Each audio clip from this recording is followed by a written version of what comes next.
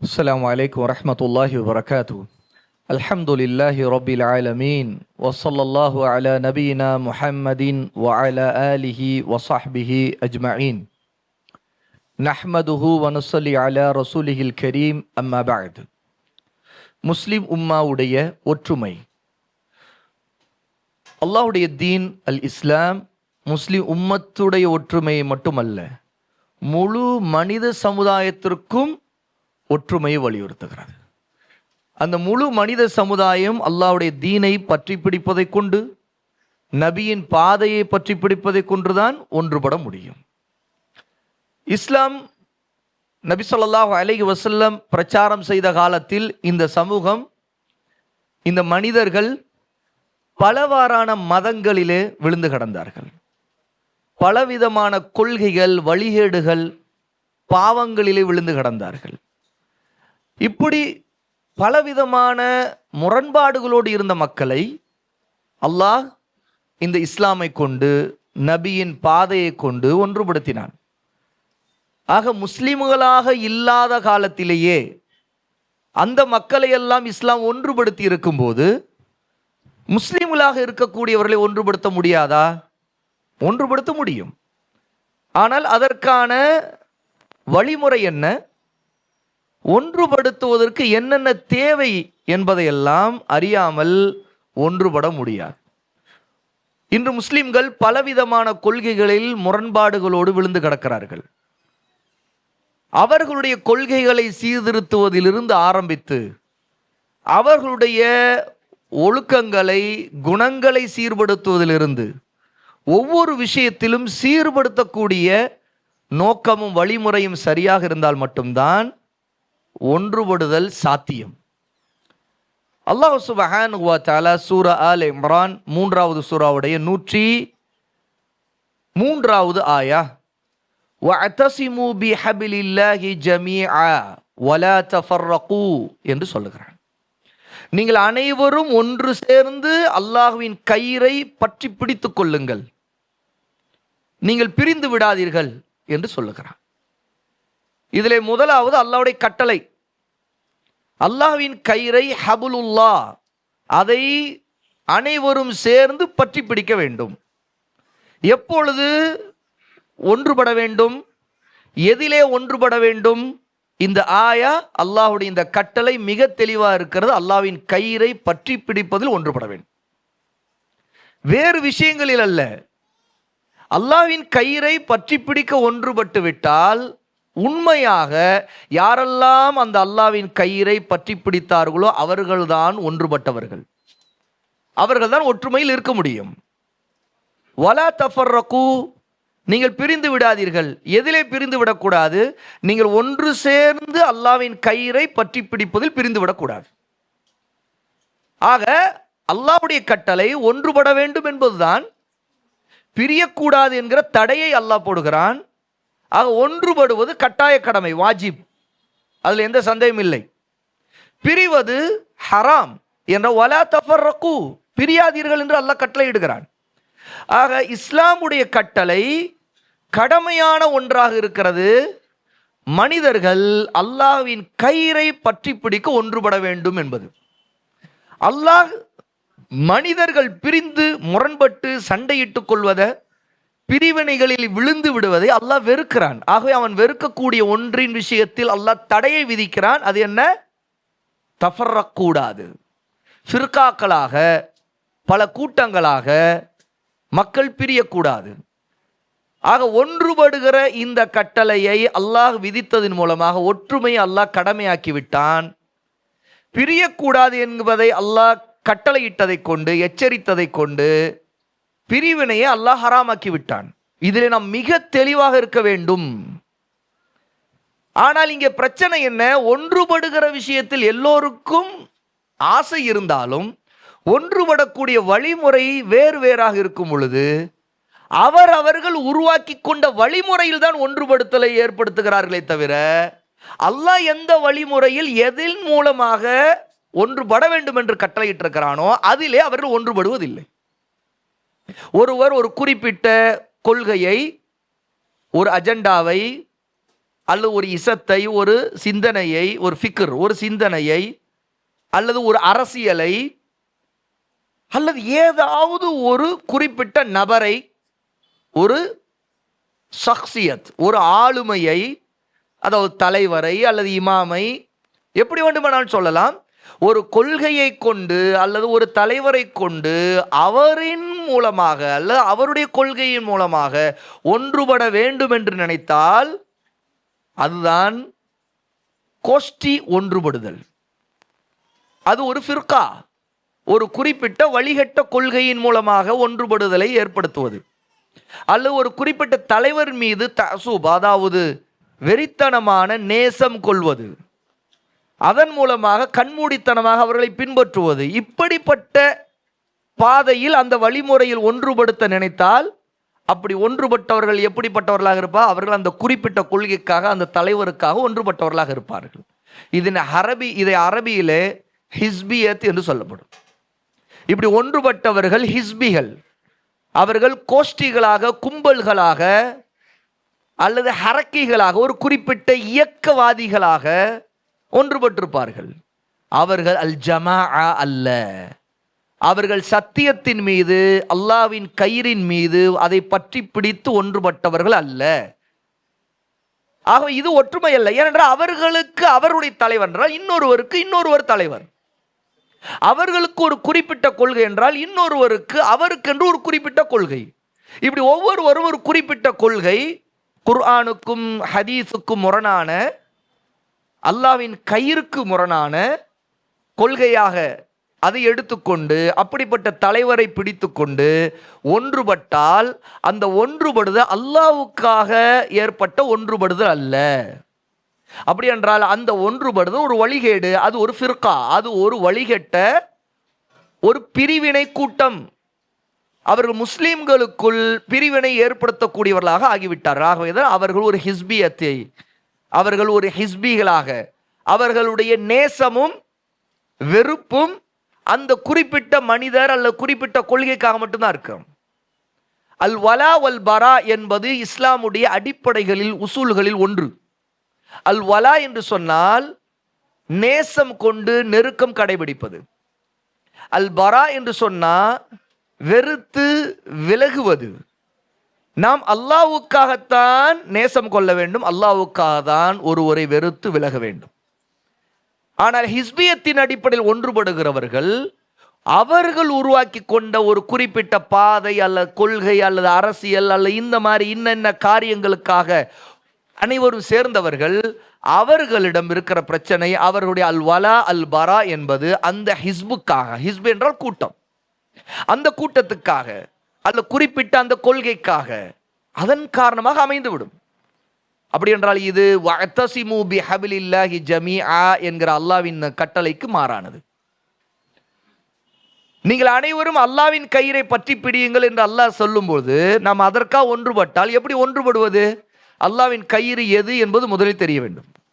இமாம் இப்னு கஸீர் ரஹிமஹுல்லா இந்த ஆயத்துடைய தஃப்சீரில் விளக்க உரையில் குறிப்பிடுறாங்க, ஹபுலுல்லா என்று சொன்னால் அல் கிதாபு அஸ் சுன்னா, அல்லாஹுடைய வேதமும் நபியின் பாதையும் நபியின் வழிமுறையும். இந்த கட்டளை இறங்கியது முதலாக யாருக்கு? நபி தோழர்களை நோக்கி இறங்கியது. இந்த ஆயத்திற்கு முந்திய 102வது ஆயா சூரா ஆல் இம்ரானுடைய 102 அல்லாஹ் சொல்லுகிறான், யா அய்யுஹல்லதீன ஆமனு இத்தகுல்லாஹ ஹக்க துகாத்திஹி வலா தமூதுன்ன இல்லா வ அன்தும் முஸ்லிமூன். அல்லாஹ்வை ஈமான் கொண்ட மக்களே, அல்லாஹ்வுக்கு பயந்து நடந்து கொள்ளுங்கள்.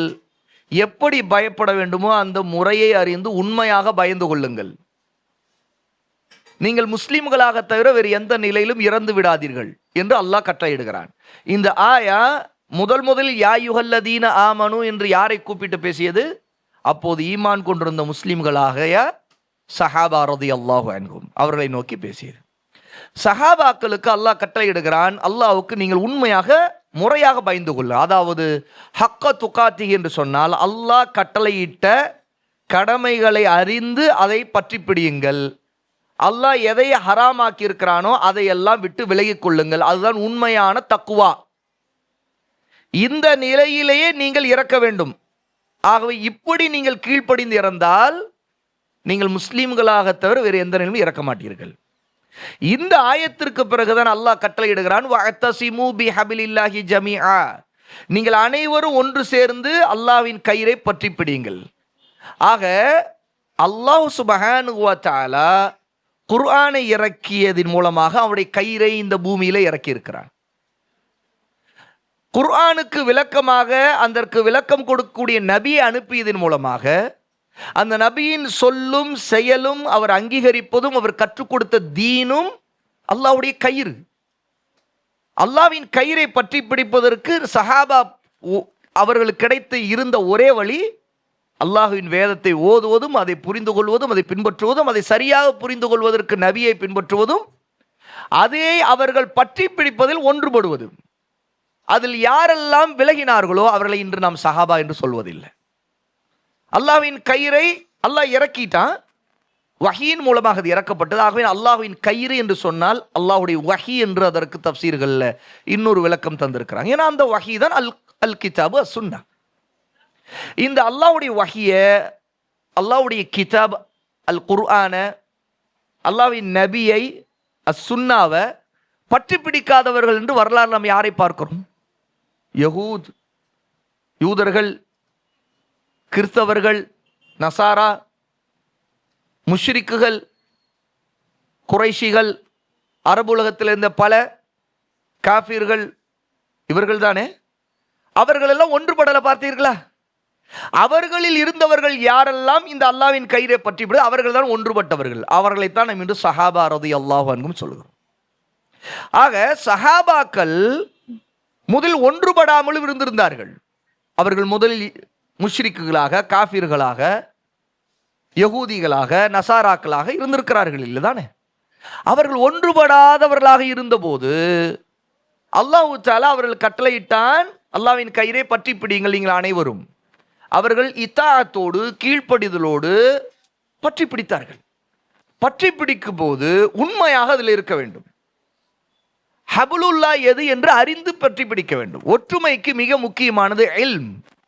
இன்று நம்முடைய பிரச்சனை இந்த இல்ம் என்கிற அடிப்படை விஷயத்திலேயே. அதுதான் கதவு, அதன் வழியாகத்தான் நுழையவே முடியும். அந்த கதவை அடையாளம் காண முடியாம அஸ்ஸிராத்துல் முஸ்தகீம்ங்கிற நேரான பாதைக்கான அந்த கதவின் வழியாக போவதற்கு அறிவில்லாதனால மனிதர்கள் நிறைய பேர் அந்த இல்முடைய குறைபாடு காரணமாக எதையோ பற்றி பிடிக்கிறார்கள். கடைசியில் அவர்களுக்கு ஒற்றுமை இல்லையே, ஒன்றுபட முடியவில்லை என்கிறார். அல்லாஹ் சுப்ஹானஹு வ தஆலா இத்தாஅத்தை பற்றி சொல்லும்போது, கீழ்ப்படிதலை, கட்டுப்பட்டு நடப்பதை பற்றி சொல்லும்போது இது மிக முக்கியமான இந்த அடிப்படை சொல்லி கொடுத்திருக்கிறான். சூரா நிசா 4வது சூராவுடைய 59வது ஆயா அல்லாஹ் சொல்கிறார், யா அய்யுஹல்லதீன ஆமனு அத்தீஉல்லாஹ் வ அத்தீஉர் ரசூல் வ உலில் அம்ரி மின்கும்.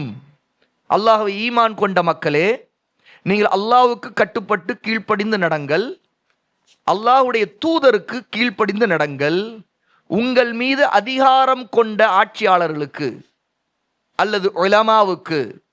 ஏனால் உலுல் அம்ர் என்று சொன்னால் முதல் ஆட்சியாளர்களை குறிக்கும், அடுத்து உலமா கல்வியாளர். ஏனால் அவர்கள் தான் இந்த கல்வியை கொண்டு உங்களுக்கு ஏவுகிறவர்கள். ஆகவே அவர்கள் கட்டுப்பட வேண்டும்.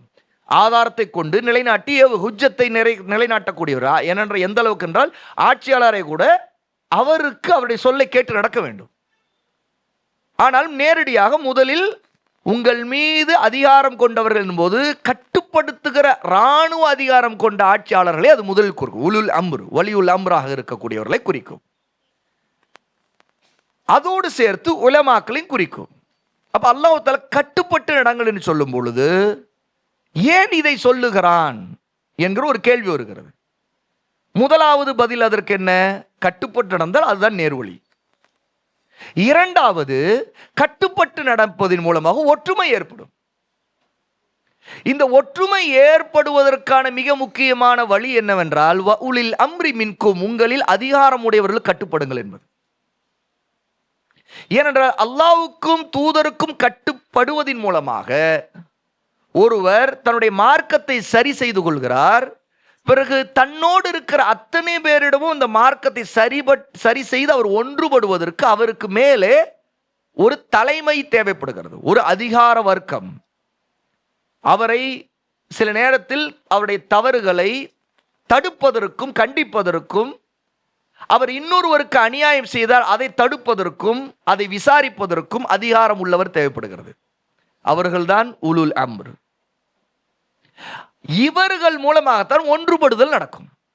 ஆகவே அல் ஜமாஅ என்பது முதலாவது இத்தாஅத்துர் ரசூல், அல்லாஹ்வுக்கு கட்டுப்படுதல், அல்லாஹ்வின் தூதருக்கு கட்டுப்படுதல், ஹக்கின் மீது நிற்பது அல் ஜமாஅ, சத்தியத்தின் மீது நிற்பது, பற்றி பிடித்துக் கொள்வது அல் ஜமாஅ, அதுதான் ஹப்லுல்லா.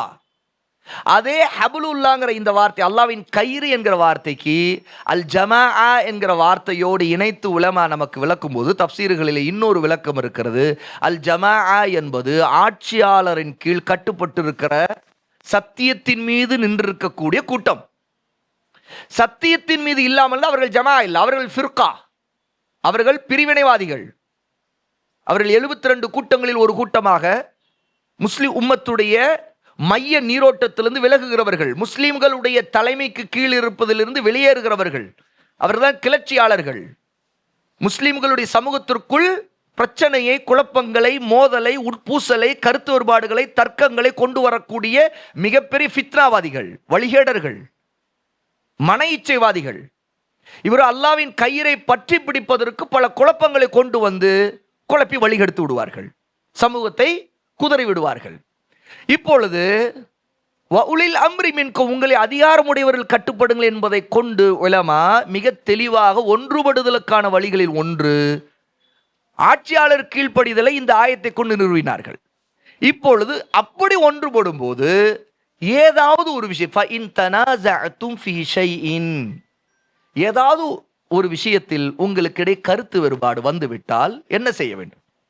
ஃபருத்தூஹு இலல்லாஹி வர்ரசூல், நீங்க அல்லாஹ்வின் பக்கம் தூதரின் பக்கம் திருப்பி விடுங்கள். அப்படி என்றால் என்ன? இப்பொழுது அல்லாஹ்வுடைய தூதருடைய கட்டளைகளை ஆதாரத்தின் அடிப்படையில் அறிவதை கொண்டு நீங்கள் அந்த கொள்கைக்கு, அந்த புள்ளிக்கு திரும்ப வேண்டும்.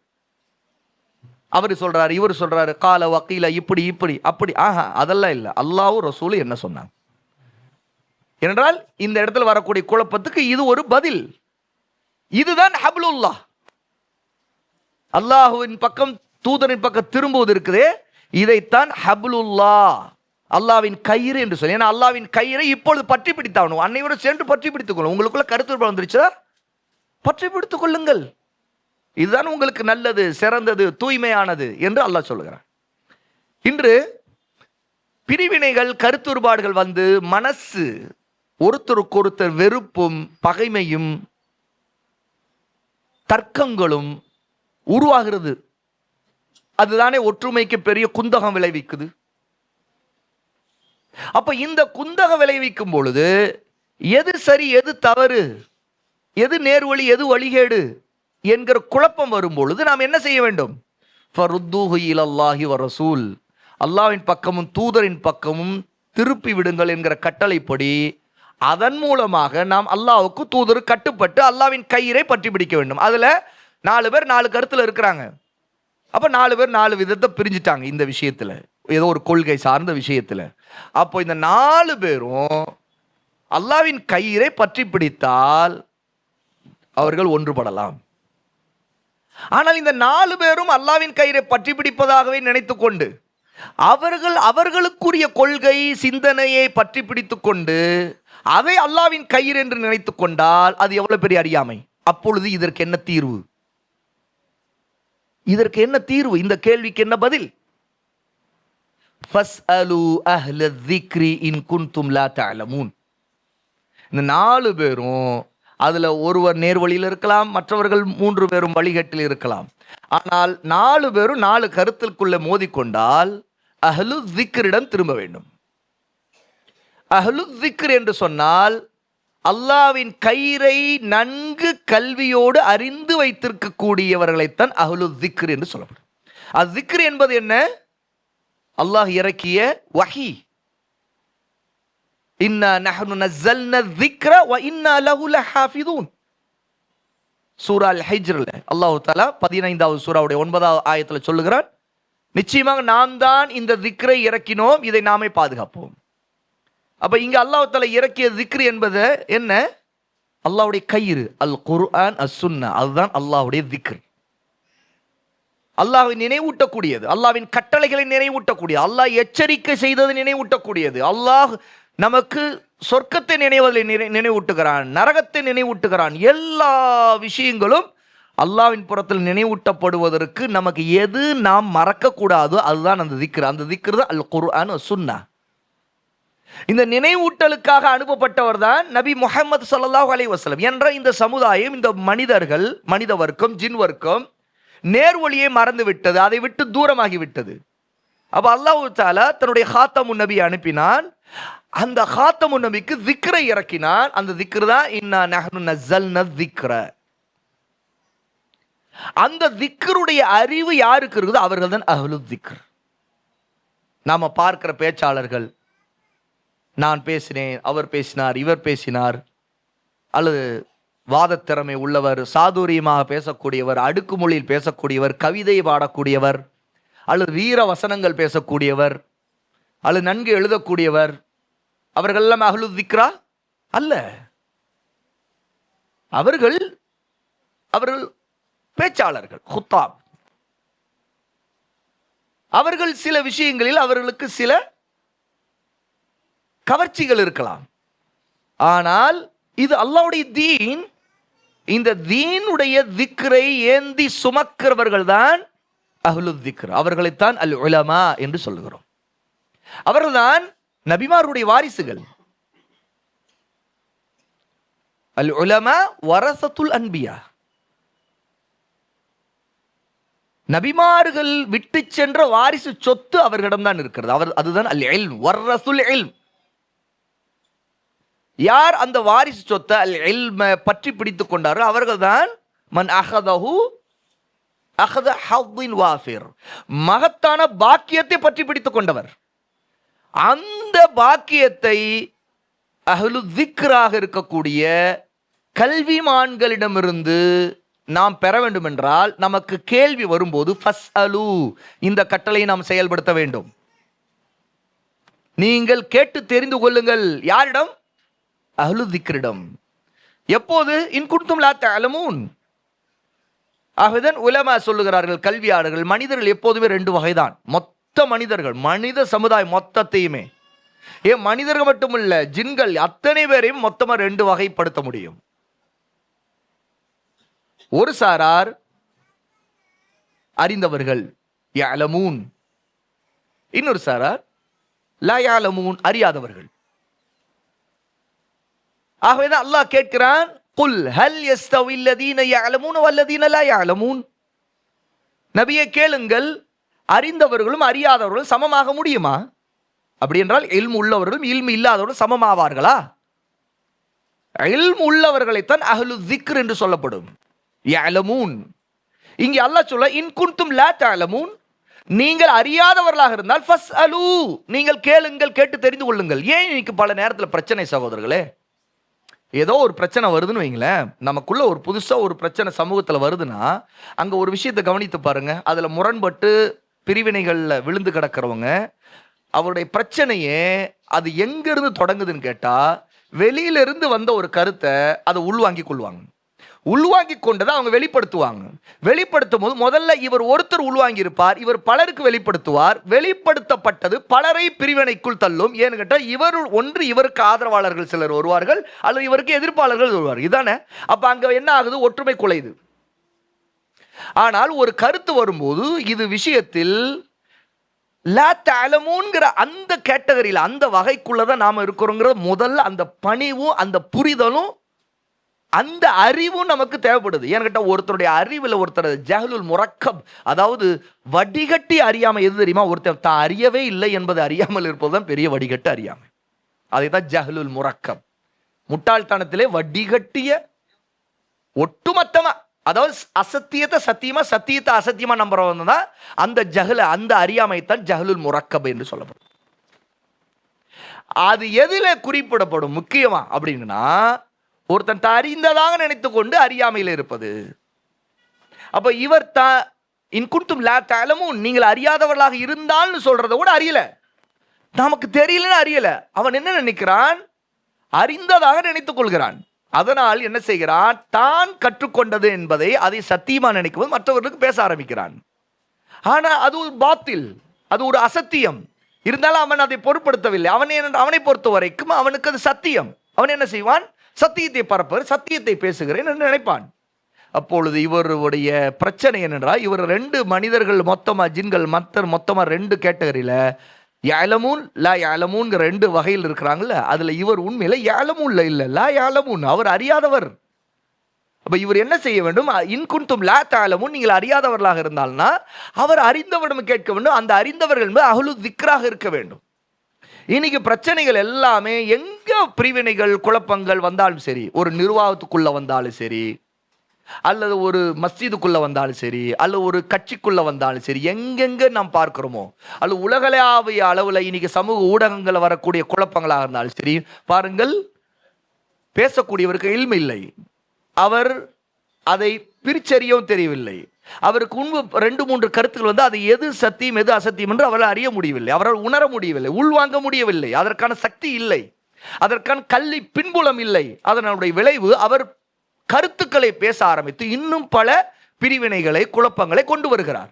அவருக்கு அவர் தொடக்கூடாத ஒரு சப்ஜெக்டா இருக்கும், ஆனா அவர் தொடுவார். உம்மத்துடைய விவகாரமா இருக்கும், பேசுவார்.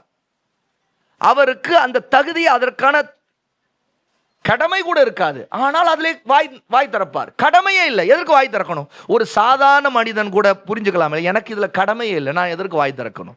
என் மீது விசாரணையே இல்லை, நாளைக்கு மறுமையில உன்னிடம் விசாரிக்கப்படுமா இது சம்பந்தமா? கேட்கப்படாது. உன்னுடைய குடும்பத்தை பற்றி, உன்னுடைய பொறுப்பு, உன் மீது உள்ள பொறுப்பை பற்றி தான் கேட்கப்படும். ஆனால் நீ அதை பற்றி பேசுகிறாய், உனக்கு ஏன் இந்த வேலை?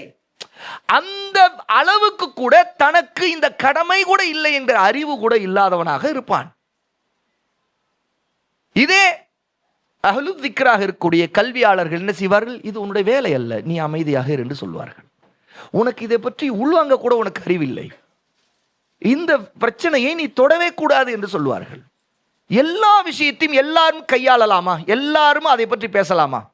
உதாரணத்துக்கு நீங்கள் இப்படி நினைத்து பாருங்கள் சகோதரர்களே, ஒருவர் காஃபிரா இல்லையா, இது எப்படிப்பட்ட விஷயம்? இதுல ஒருவர் தீர்ப்பளிப்பதுங்கிறது, அந்த தீர்ப்பளிக்கூடிய வேலை எப்படிப்பட்டது? அது ஒரு கதா, அதாவது தீர்ப்பளித்தல், ஹுக்கும் சொல்றது. அது ஒரு மனிதன் காஃபிராகிவிட்டான தக்ஃபீர் சம்பந்தப்பட்ட ஒரு விவகாரம். இதுல யாரும் நினைத்தால் ஒருத்தரை பற்றி இவர் காஃபீர், இவர் முஸ்லீம் என்று தீர்ப்பளிக்கிற வேலை இருக்குமா? ஒரு முஸ்லீம் என்றால் அவருடைய வெளிப்படையான விஷயங்களை வைத்து நாம் சொல்லிவிடலாம், எளிது. ஆனால் ஒரு காஃபீர் என்று சொல்ல வேண்டும் என்றால் அவருடைய விவகாரம் மிகவும் விசாரணைக்குரியது. அவர் மீதான தீர்ப்பளிப்பதற்கு முன்பு நிறைய ஆதாரங்கள் திரட்டப்பட வேண்டும், அவர் மீது ஆதாரம் நிலைநாட்டப்பட வேண்டும், பல விஷயங்கள் அதில் இருக்குது. அதுல யாரும் வாய் திறக்க அனுமதி உண்டா? அது எவ்வளவு எச்சரிக்கப்பட்ட. இது ஒரு உதாரணத்துக்காக சொல்றேன், இந்த விஷயத்தை மட்டும் நான் முடிவாக பேசவில்லை, இதை வைத்து இது ஒரு உதாரணமாக சொல்றேன். இது போல பல விஷயங்கள் இருக்கிறது. அப்போ இன்னைக்கு பிரச்சனை என்ன கேட்டா, அஹ்லு திக்ரிடம் கேட்க, அறிவுரை கேட்க, அதற்கான வாசல் கூட இல்லாத நிலையிலேயே தைரியமாக கருத்து சொல்லக்கூடிய போக்கு பிரிவினைகளுக்கு மிக முக்கிய காரணமாக இருக்குது. இவர்கள் பல நேரங்களில் தாங்கள் சத்தியத்தை பற்றி பிடிப்பதாக நினைத்து கொண்டு, நாங்கள் இதன் மூலம் ஒற்றுமை ஏற்படுத்துகிறோம் என்று நினைத்து கொண்டு அல்லாஹ்வின் கயிறை இவர்கள் பற்றி பிடிக்கவில்லை, அவர்களிடம் இருக்கக்கூடிய பாத்திலான ஹவா, மன இச்சையை பற்றி பிடிக்கிறார்கள். அவருடைய வழிகேடான சிந்தனைகளை பற்றி பிடிக்கிறார்கள். இதுதான் இன்று நம்முடைய பிரச்சனை. ஆகவேதான் நாம் சொல்லுகிறோம், உசூல் அடிப்படைகளில் இருந்துதான் பேசப்பட வேண்டும். இந்த தீனுடைய அடிப்படை, ஒன்றுபடுவதற்கான முதல் அடிப்படை அல்லாஹ்வின் கயிறை பற்றி பிடிக்க வேண்டும். அதுதான் அல் கிதாபு அஸ் சுன்னா. அல் ஜமாவை பற்றி பிடிக்க வேண்டும். அதுதான் ஆட்சி அதிகாரத்திற்கு கட்டுப்பட வேண்டும், வாய் திறக்க கூடாது. பொது வெளியில் பேசக்கூடாத விஷயங்களை வாய் மூடி அமைதியாக இருக்க வேண்டும். அது பல நேரத்தில் பொதுமக்களுக்கு மத்தியில் பேசப்படும் போது பல குழப்பங்களும் சீரழிவுகளும் வெறுப்புகளும் வளர்வதற்கு காரணமாக இருக்கும். அல்லாஹ் சுப்ஹானஹு வ தஆலாவுடைய இந்த கட்டளையை சஹாபா பற்றி பிடித்த, அதனால ஒன்றுபட்டார்கள். பாருங்கள், அல்லாஹு தஆலா பல விதமான வழிகேடுகளிலும் குழப்பங்களிலும் ஷிர்க்குகளிலும் குஃப்ருகளிலும் விழுந்து கடந்தவர்களை ஒன்றுபடுத்தியதை பற்றி இந்த ஆயத்தில் சொல்லுகிறார். வஅதஸிமு பிஹபிலில்லாஹி ஜமீஆ வலா தஃபர்ரகு, நீங்கள் அனைவரும் ஒன்று சேர்ந்து அல்லாஹ்வின் கயிறை பற்றி பிடியுங்கள், நீங்கள் பிரிந்து விடாதீர்கள் என்று அல்லாஹ் சொல்லிவிட்டு சொன்னார். வத்குரு நிஅமத்தல்லாஹி அலைக்கும் இஸ் குன்தும் அஅதாஅன் ஃபஅல்லஃப பைன குலூபிக்கும். இங்கே அல்லாஹ் ஒற்றுமையுடைய மகத்தான நியமத்தை சொல்லி காட்டுகிறார். அதாவது ஹபுலுல்லாங்கிற அல்லாஹ்வின் கயிறை பற்றி பிடித்ததால் சஹாபாக்களுடைய வாழ்க்கை எப்படி மாறியது? முதலில் அவர்கள் பிரிவினையில் விழுந்து கடந்தவர்கள் தானே. மதீனாவில் இருந்த மக்கள் அவுஸ் ஹஸ்ரஜ் அந்த கூட்டத்தார்களாக பிரிந்து கடந்தார்கள். அவர்களை பிரிவினையிலேயே வீழ்த்தி வைத்து யகூதிகளும் நசாராக்களும் சந்தோஷமாக குதூகலித்துக் கொண்டிருந்தார்கள். அப்துல்லா இப்னு உபை போன்ற முனாஃபிக்குகள் அவர்களை வைத்து பெரிய தில்லுமுள்ளு பித்தலாட்டங்களிலே அந்த மதீனாவாசியில் பூர்வ குடிகளாக இருந்தவர்களை ஏமாற்றி வஞ்சித்து காலங்காலமாக தங்களுடைய பிழைப்பை நடத்தி கொண்டிருந்தார்கள். வரலாறு என்ன சொல்லுகிறது? அப்படி ஒப்பிட்டு பாருங்கள். அங்கிருந்து இங்கே நமக்கு இருக்கிற பிரச்சனைகளை நம்மை வைத்து பிரிவினையில நம்மை தள்ளி வழிகெடுத்து நாசமாக்கி கொண்டிருக்கிற அதிகார வர்க்கம் எது, சிந்தனை வர்க்கம் எது, இயக்கங்கள் எது, உள்நோக்கங்கள் கொண்ட வழிகேடான பாதைகள் எது, இது எல்லாத்தையும் ஒப்பிட்டு பாருங்கள். இப்பொழுது என்ன நடந்தது? அல்லாஹ்வுடைய கயிறு ஹப்லுல்லாஹ்வை சஹாபா பற்றி பிடித்தார்களா? பிரிய மாட்டோம் என்று. அல்லாஹ் அதனுடைய நியமத்து எப்படிப்பட்டதுன்னு சொல்லுகிறான். வத்குரு நியமத்தல்லாஹி அலைக்கும், உங்கள் மீது அல்லாஹ் புரிந்த நியமத்துகளை, அவனுடைய அருட்கொடையை நினைத்து பாருங்கள். அது எப்படிப்பட்ட அருட்கொடை என்றால், இது குன்தும் அஅதாஅன் ஃபஅல்லஃப பைன குலூபிக்கும், நீங்கள் ஒருவருக்கொருவர் எதிரிகளாக, பகைவர்களாக, விரோதித்துக் கொண்டவர்களாக இருந்தீர்கள். உங்களுடைய உள்ளங்களை அல்லாஹ் ஒன்றுபடுத்தி இணைத்து விட்டான். இந்த இணைப்பு ஒற்றுமை இல்லையா? இந்த ஒற்றுமையை அல்லாஹ் தஆலா இப்ப சொல்ல, ஃபஅஸ்பஹ்தும் பிநிஅமதிஹி இஹ்வானா, நீங்கள் அல்லாஹ்வின் அருளால், அவருடைய கருணையால் நீங்கள் சகோதரர்களாக ஆகிவிட்டீர்கள். பாருங்க, ரெண்டு காட்சி. ஒரு காட்சி அஅதாஅன், அதாவத்தோடு இருக்கிறது. அதாவத் என்றால் வெறுப்பு, பகை, அப்படி கொல்லணும் இவனை அப்படிங்கிற எண்ணத்தோடு ஒருத்தர் இருக்கிறார். அதான் அதாவத், பகைமை. இந்த பகைமை மதீனாவில் இருந்த அவுஸ் ஹஸ்ரஜுக்கு இருந்துச்சு. காலங்காலமாக போர் செய்துட்டு இருந்தாங்க. அவங்கள பிரிவினையிலே வச்சு யகூதிகள் சந்தோஷமாயிட்டு இருந்தாங்க. இன்னும் சொல்ல போனால் யகூதிகள் அங்கே சிறுபான்மையாக தான் இருந்தாங்க. சிறுபான்மையாக இருந்து கொண்டிருந்த யகூதிகள் பெரும்பான்மையாக இருந்த பூர்வ குடிகளாக இருந்த அந்த மதீனத்து வாசிகளை அவுஸ் ஹஸ்ரஜ் என்ன சொன்னாங்கன்னா, ஒரு நபி வருவார், நாங்கள் அந்த நபி வந்த பிறகு உங்களெல்லாம் ஆட்சி செய்வோம் அப்படின்னு சொல்லிட்டு இருந்தாங்க. இந்த வார்த்தையை சொல்லி மிரட்டி வச்சுக்கிட்டு இருந்தாங்க.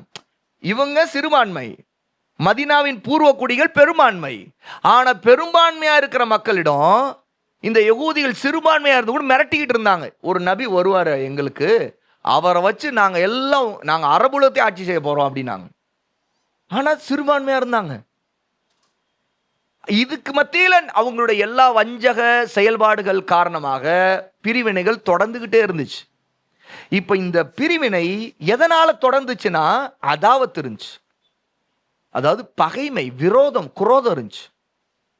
அதான் அதான். ஆனா அல்லாஹ் என்ன செய்தான், அந்த உள்ளத்துல தான் அந்த அதாவத் இருக்குது, அதை மாத்தினான். அல்லாஹ் தஆலா ஃபஅல்லஃப பைன குலூபிக்கும், உங்களுடைய உள்ளங்களை ஒன்று சேர்த்து இணைத்து விட்டான். ஃபஅஸ்பஹ்தும் பிநிஅமதிஹி இஹ்வானா. ஆனா அதுக்கு பிறகு என்ன நடந்துச்சு? ரெண்டாவது காட்சி. முதல் காட்சி அதாவத்தோடு பகையோடு இருந்தது. இப்போ அல்லாஹ் உள்ளங்களை ஒன்று சேர்க்கிறான். இப்போ அடுத்த காட்சி என்னன்னு கேட்டால் அல்லாஹ் சொல்றான், நீங்க அல்லாஹ்வின் அருளால் நீங்கள் இஹ்வான்களாக ஆகிவிட்டீர்கள். இப்போ பாருங்க, இஹ்வான்கள் ஆனது ஒற்றுமை தானே. இந்த ஒற்றுமை எப்படி வந்தது? அல்லாஹ்வின் கயிறை பற்றி பிடித்ததை கொண்டுதான் வந்தது. அப்ப அல்லாவின் கயிறை பற்றி பிடிக்காம, கிதாபு சுன்னாவை பற்றி பிடிக்காம முஸ்லிம் உம்மத்தை ஒன்றுபடுத்தலாம் நினைக்கிறது எவ்வளவு பெரிய மடமை இன்னைக்கு நடந்து கொண்டிருக்கிறது. அதுதான் பாத்தில்ல, அசத்தியத்தில் ஒன்றுபட அழைக்கிறார்கள். பிதஅத்வாதிகளோடு அல்லது வழிகேட்ட சிந்தனைகளை பரப்புவர்களோடு ஒன்றுபட வேண்டும் என்கிறார்கள். இது எல்லாமே ஹக்கையும் பாத்திலையும் கலந்து விட்டு இருக்கிற ஹக்கில் இருக்கிற மக்களை கூட வழிகெடுப்பதற்கான காரணம் என்பதை கூட அறியாதவர்களாக இன்று நம்முடைய மக்கள் எவ்வளோ பேர் இருந்து கொண்டிருக்கிறார்கள். ஆனால் அதை அல்லாஹ் இங்கே அந்த வழியை இங்கே நமக்கு சொல்லிக் கொடுக்கல. அல்லாவின் கயிறை பற்றி பிடிப்பதை கொண்டு நீங்கள் அனைவரும் ஒன்றுபட்டால் அல்லாஹ் உங்களை எல்லோரையும் இஹ்வான்களாக நேசம் கொண்டவர்களாக ஆக்கி விடுவான் என்று சொல்லுவான். வகுன்தும் அலா ஷஃபா ஹுஃப்ரத்தின் மினன் நார். இதற்கு முன்னாடி இந்த இஹ்வான்களாக இன்னமல் முஃமினூன இஹ்வா, நிச்சயமா முஃமின்கள் அனைவரும் சகோதரர்கள். இந்த சகோதரத்துவ பந்தம் இது உருவாகுவதற்கு முன்பு, இந்த ஹபுலுல்லாங்கிற அல்லாவின் கயிறை பற்றி பிடிப்பதற்கு ஒன்றுபடுவதற்கு முன்பு சஹாபா இருந்த நிலை என்ன தெரியுமா? இதற்கு முன்பு நீங்கள் நரகத்தின் கிடங்கில் விளிம்பில் இருந்தீர்கள், நரக நெருப்புடைய விளிம்பில் இருந்தீர்கள் என்று அல்லாஹ் சொல்லுகிறான். ஆக நரக நெருப்புடைய கடைசி அந்த கிடங்குல விழுவதற்கான அந்த விளிம்புல கடைசியா இதுதான் அப்படிங்கிற ஒரு இடத்துல நிற்கிற அளவுக்கு சஹாபாக்குடைய வாழ்க்கை பிரிவினிலும் வழிகேட்டிலும் ஷிர்கிலும் குஃப்ரிலும் இருந்தது. ஆனால் அவர் அல்லாவின் கயிறை பற்றி பிடித்ததை கொண்டு அல்லாஹு தஆலா அவர்களை காப்பாற்றின. அந்த நரக நெருப்பு கிடங்கு விளிம்பிலிருந்து உங்களை அவன் காப்பாற்றி விட்டான் என்று அல்லாஹ் சொல்கிறான். கதாலிக யுபய்யினுல்லாஹு லக்கும் ஆயாத்திஹி. இதை சொல்லிவிடுதல் லஅல்லக்கும் தஹ்ததூன். இப்படித்தான் அல்லாஹ் தன்னுடைய வசனங்களை, அத்தாட்சிகளை, ஆதாரங்களை, வார்த்தைகளை விளக்கமாக தெளிவாக புரியும் விதமாக உங்களுக்கு சொல்லி காட்டுகிறான், விவரிக்கிறான். இதை நீங்கள் பற்றி பிடித்துக் கொண்டால் என்ன நடக்கும்? லஅல்லக்கும் தஹ்ததூன், நீங்கள் நேரான வழியை பெற்றுவீர்கள். நீங்கள் ஹிதாயத்துக்கான நேர்வழியை இதன் மூலமாக பெறுவீர்கள். ஆக இன்று பிரச்சனை பலவிதமான பிரிவினில் முஸ்லிம் சமுதாயம் விழுந்து கிடப்பதற்கு காரணம் இந்த நேர்வழியின் பாதையை பற்றி பிடிக்காம, அல்லாஹ்வுடைய கயிறை ஹபுலுல்லாவை பற்றி பிடிக்காம, மன இச்சையான பேச்சுக்கள், சிந்தனைகள், வழிகேடான பாதைகள், கொள்கைகள், இயக்க வெறித்தனம், தக்லீத் கண்மூடித்தனமான போக்கு, தன்னுடைய மதுஹப், தன்னுடைய ஷேக், தன்னுடைய இமாம் அல்ல தன்னுடைய தலைவர் அல்ல முஸ்லிம் அல்லாதவர்களிடம் இருக்கக்கூடிய பலவிதமான கொள்கைகள் பாதிப்பின் காரணமாக வந்திருக்கிற முஸ்லிம் சமூகத்திற்குள் நுழைந்து விட்ட மாற்று மதத்தவர்களுடைய பாதைகள், வழக்கங்கள், கலாச்சாரங்கள், இந்த வழிகேடுகள் எல்லாம் உள்ளே நுழைந்து அதனுடைய தாக்கத்திற்கு ஏற்ப அத்தனையும் இஸ்லாமிய மயப்படுத்துவதற்காக மக்கள் என்ன விரும்புகிறார்கள். மக்கள் இன்னைக்கு என்ன விரும்புகிறாங்க? ஒவ்வொன்றையும் உள்ள கொண்டு வராங்க. இதை இஸ்லாமா, இதுவும் இஸ்லாம் தான், அதுவும் இஸ்லாம் தான், இது சத்தியம், இது நீதி, இதில் என்ன தப்பு? ஒரு மனேச்சையான பேச்சுக்கள், வியாக்கியானங்கள் மூலமாக இஸ்லாமை அவங்க கொண்டு வராங்க. இவர்கள் யாருமே நேர்வழியில் உள்ளவர்கள் அல்ல. இவர்கள்தான் அஹ்லுல் ஹவா, மனைச்சைவாதிகள், அஹ்லுல் பிதாய், பிதஅத்வாதிகள். நாம எந்த விதத்தில் முஸ்லிம் சமூகம் சுன்னாவை விட்டு தூரம் பிதஅத்தில் போன ஏதோ வழிகேட்டில் போல அப்பெல்லாம் பிரிவினை வந்து கொண்டே தான் இருக்கும். சத்தியத்தையும் அசத்தியத்தையும் குழப்புவது, சத்தியவாதிகள் அசத்தியவாதிகளோடு சமரசம் செய்து கொண்டு கலந்துரையாடுவது, பழகுவது, அவர்களுக்கு அந்த அசத்தியவாதிகளுக்கு, வழிகேடர்களுக்கு சமூகத்தில் அங்கீகாரத்தை பெற்றுக் கொடுப்பது, அவர்களை பற்றி நல்ல எண்ணங்களை பரப்புவது, விதைப்பது, அவர்களோடு ஏதோ நல்ல விஷயங்கள் ஒன்றுபடுவதை போல ஒன்றுபடுவதன் மூலமாக அவருடைய தீமைகளும் ஃபித்னாக்களும் பரவுவதற்கு இவர்களே பாதை அமைத்து கொடுப்பது, இந்த எல்லா விஷயங்களும் முஸ்லிமத்துடைய ஒற்றுமைக்கு ஊறுவிளைக்கூடிய விஷயங்கள். நம்முடைய சலஃப் ஆரம்ப காலத்திலிருந்து அஹ்லுல் ஹவா வல் பிதாய், மனைச்சைவாதிகளும் பிதஅத்வாதிகள் விஷயத்தில் கடுமை காட்டியதுக்கு இதுதான் காரணம். சகோதரர்களே, மன இச்சைவாதிகள், மோசமான பிதஅத் பிரச்சாரம் செய்யக்கூடிய சிந்தனையாளர்களிடம் நம்முடைய சலஃப், சஹாபாவை பின்பற்றி வந்த நல்லோர்கள், அஸ்ஸலஃப் சாலிஹ் தசாஹுல் கடைபிடிக்கவில்லை. அதாவது மென்மையான தளர்வு போக்கை கடைபிடிக்கவில்லை. கடுமையாக இருந்தார்கள். ஏன்? அவர்கள் நிச்சயமாக சுன்னாவின் மக்களை குழப்பி நாசமாக்கி விடுவார்கள். அதுதான் நடக்கும். அதை நாம் வரலாறு முழுக்க பார்க்கிறோம். அதே சமீபத்திய உதாரணங்கள் தான் சுன்னி முஸ்லிம்கள் எல்லாம் இன்று பலர் ராஃபிதா, ஷியா, குஃபார் அவர்களுடைய அந்த தலைவர்களுடைய படங்களையும் அவர்களை ஹீரோக்களாக வர்ணித்துக் கொண்டு ஸ்டேட்டஸ் வைப்பதும், அதற்காக வாதம் செய்வதும், தங்கள் மக்களோட வாதம் செய்து அதற்காக நியாயங்களை அவர்கள் உருவாக்கி கொண்டு பேசுவதையும் நாம் பார்க்கிறோம். என்றால் இந்த பிரச்சனைகள், இந்த வாக்குவாதங்கள் எல்லாம் முஸ்லிம் சமூகத்தில், சுன்னி முஸ்லிம் சமூகத்திற்கு வந்திருக்கிற ஒரு ஆச்சரியத்தை கவனித்தீர்களா? இதிலே வாக்குவாதம் செய்து கொண்டிருக்கிறவர்கள் 2 சாரான சுன்னிகள் தான். நாம் யாரும் ஷியாக்களோட வாக்குவாதம் செய்து கொண்டிருக்கவில்லை இப்போ. ஆனால் பாருங்கள், அந்த வழிகேடு, அதில் உள்ள சிந்தனை தாக்கம், அதற்கு சாயம் பூசக்கூடிய பல சமாதானங்கள் எல்லாம் என்ன நடக்கிறது என்றால், இங்கே சுன்னி முஸ்லிம்கள் எல்லாம் அதன் பக்கம் சாய்வதற்கும் அதில் பெருமைப்படுவதற்கும் இன்று காரணமாக இருக்குது. இது ஒரு உதாரணமாக சொல்லி, இதையெல்லாம் தாண்டி நம்ம எவ்வளவோ பிதஅத்துகளை, சிந்தனை தாக்கங்களை முஸ்லிம் சமூகத்தில் பல ஜமாத்துகள் மூலமாக, பல ஹரக்கியூன் அதாவது அரசியல் கட்சிக்காரர்கள் மூலமாக முஸ்லிம் சமூகத்தில் உள்ளே வந்ததை பார்க்கிறோம். எந்த அளவுக்கு என்றால், தௌஹீது பாதிக்கப்பட்டு ஷிர்க்குக்கும் குஃபுருக்கும் ஒரு அமைதியான அங்கீகாரம் கொடுத்து அதை வரவேற்கிற அளவிற்கு, அதை கண்டிப்பதை கூட வெறுக்கிற அளவுக்கு முஸ்லிம்கள் இன்று உருவாகி இருக்கிறார்கள். அதை பற்றி பேசுவது, இதெல்லாம் நீங்கள் பேசாதீர்கள் என்று பேசுகிறார்களா இல்லையா? அப்ப இந்த அளவுக்கு மோசமான வழிகேடுகள் பரவுவதற்கு என்ன காரணம் சகோதரர்களே? மிக முக்கியமாக பலவிதமான பிரச்சனைகள் இருக்கிறது நம்மிடம். பலவிதமான வழிகட்ட சிந்தனைகள் இதிலே நாம் தாக்குதலுக்கு ஆளாயிருக்கிறோம். அது நம்மையும் அறியாமல் அந்த பாதிப்பை நாம் அனுபவித்துக் கொண்டிருக்கிறோம். அதில் முதலாவது, ஒற்றுமை என்று வந்தால் அனைவரும் ஒன்றுதான் என்று பேசக்கூடிய ஒரு கொள்கை. ஆனால் அல்லாஹ் சுப்ஹானஹு வ தஆலா சொல்கிறான், அஃபனஜஅலுல் முஸ்லிமீன கல் முஜ்ரிமீன். சூரா 68வது சூரா 35வது ஆயத்தில் அல்லாஹ் சொல்கிறான், முஸ்லிம்களையும் பாவிகளையும் குற்றவாளிகளையும் நாம் சமமாக ஆக்கி விடுவோமா என்று அல்லாஹ் கேட்கிறான். ஆக அனைவரும் ஒன்றல்ல என்பதற்கு இந்த ஆயத்திலே அல்லாஹ் பதில் சொல்லிவிட்டான். இரண்டாவது ஒரு மிகப்பெரிய ஒரு மோசமான போக்கு, பிதஅத்தை சகித்துக் கொள்வது. இது ஒரு வழிகேடு. ஆனால் பிதஅத்துகளை சகித்துக் கொள்ளாத ஒரு நபியை அல்லாஹ் நமக்கு அனுப்பினான். ஒவ்வொரு வாரம், ஒவ்வொரு நிக்காவுடைய குத்பாவிலும், ஒவ்வொரு ஈதுடைய குத்பாவிலும் குல்லு பிதஅத்தின் தலாலா என்று திரும்ப திரும்ப திரும்ப திரும்ப தன்னுடைய உரையின் குத்பத்துல் ஹாஜாவுடைய ஆரம்ப பேச்சை இப்படித்தான் ஆரம்பிக்கிறார்கள் நபி. ஆனால் பிதஅத்தை சகிக்கக்கூடிய ஒரு கொள்கையை, அதெல்லாம் பற்றி பேச வேண்டாங்கிற ஒரு கொள்கையை வழிகட்ட சிந்தனைவாதிகள் முஸ்லிம் சமூகத்திற்குள் நுழைத்து விட்டார்கள். மூன்றாவது மிக முக்கியமான விஷயம், உண்மையை ஹக்கை மறைப்பது, கலப்பது, பாத்திலோடு கலப்பது. அல்லாஹ் தஆலா எச்சரிக்கை சூரத்துல் பக்ரா 2வது சூரா 42வது ஆயத்தில், வலா தல்பிசுல் ஹக்க பில் பாத்தில், அல்லாஹ் தடை செய்திருக்கிறான். நீங்கள் அசத்தியத்தை சத்தியத்தோடு கலக்காதீர்கள். இன்று நாம் நடந்து பார்த்து பிரிவினைக்கல முக்கிய காரணம், அசத்தியத்தை சத்தியத்தோடு, சத்தியவாதிகளிடம் கலக்கக்கூடிய பிதஅத்வாதிகளுடைய நுழைவு, அவருடைய ஊடுருவல், அவருடைய சிந்தனை ஊடுருவல். அதற்கு பல விதத்தில் அவர்கள் வைத்திருக்கிற பெயர், இயக்கம், அமைப்பு, அல்ல கட்சி, அல்லது தலைவர், என்ன விதமான மதுகபு, என்ன விதமான பெயர்கள் வைத்துக் கொண்டாலும் அது நம்முடைய மிகப்பெரிய பிரச்சனை.